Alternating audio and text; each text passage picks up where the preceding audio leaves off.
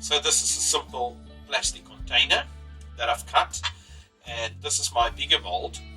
Now this specific mold, by trial and error, I found that it holds about 250 grams of mince. The bigger mold, of course, holds about 350 grams of mince. Then another thing I use is a simple plastic container, another plastic container that I use to make the cavity.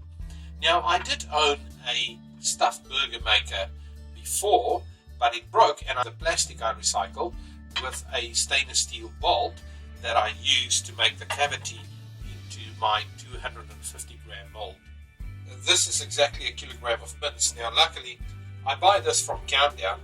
I know Countdown is not everywhere, and it comes in a kilogram pack, and it makes it so much easier that I can cut the mince for the 4 burgers, and then a little piece for the top. This mince is going to go on the bottom, and I'm going to use my tool to make the cavity in that, and that mince I will use to seal the burger with. Very important thing that I use is spray and cook in my mold, because although the mince has got a lot of fat in it, it still tends to stick to the mold. So the mince goes in, I press it a little bit to even it out,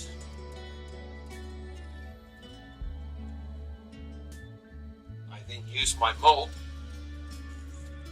to make the cavity in the mince. Turn it a little bit. Now of course next is a chorizo sausage that I've cut. That goes in at the bottom.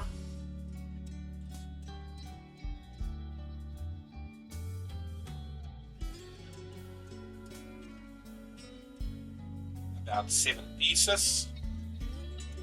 A nice cheddar cheese.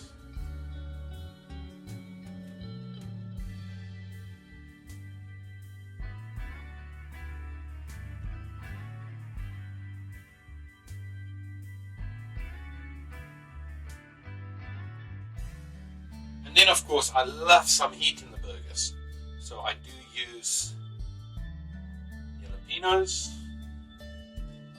and I like lots of them. So it really gives this burger a nice flavor. And then my favorite onion, red onion.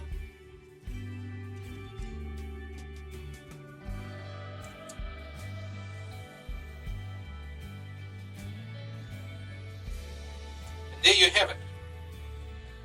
It's done now, it's stuffed. Then I will form the mince simply with my hand for the top.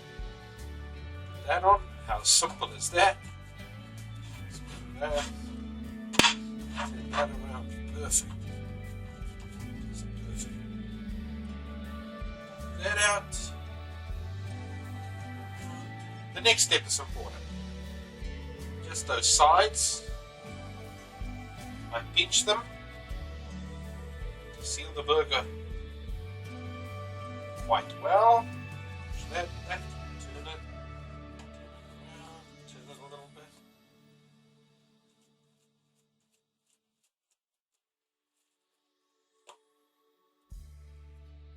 And there you have it. A perfect stuffed burger. Now the next step and the success of this burger is it goes into the fridge for about 30 minutes because it needs to cool down good, it needs to set because it just cooks better on the barbecue. Now unfortunately I've sold all my barbecues, and today I'll have to cook this burger in a pan. I will now quickly add some steak seasoning to the burger before I cook it.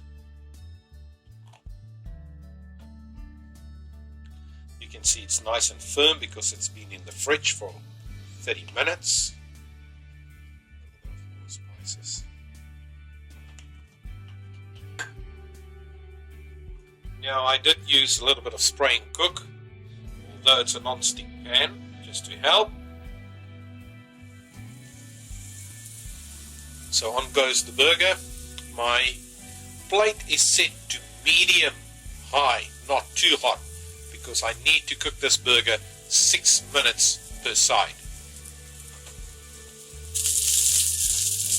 It has been 6 minutes now, and this is the first time I've been cooking this burger on the stove. Normally I barbecue it, so I'm a little bit scared.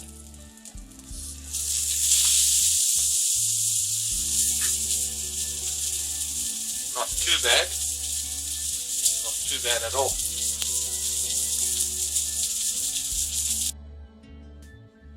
I have toasted these buns under the broiler because they need to be firm and hold up with these big stuffed burgers. Otherwise they just don't make it. And the first thing I put on my burger is some tomato relish at the bottom. So there we go. Old avocado. That's just the boy.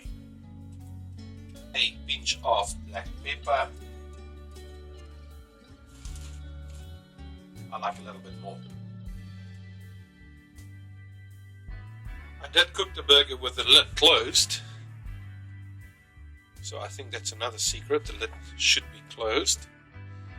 And I've cooked it for 12 minutes. Normally on the barbecue I will cook it for 3 minutes, then turn it for another 3 minutes. I will flip, and then after another 3 minutes, turn it, and then it would be ready to go.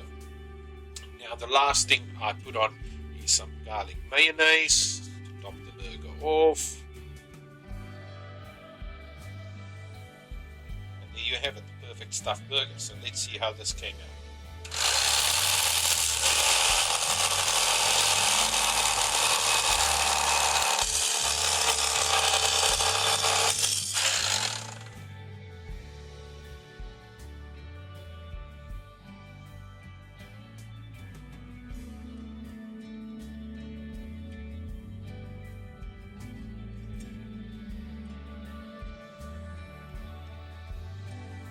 Very well layered with the chorizo, cheese, jalapeno,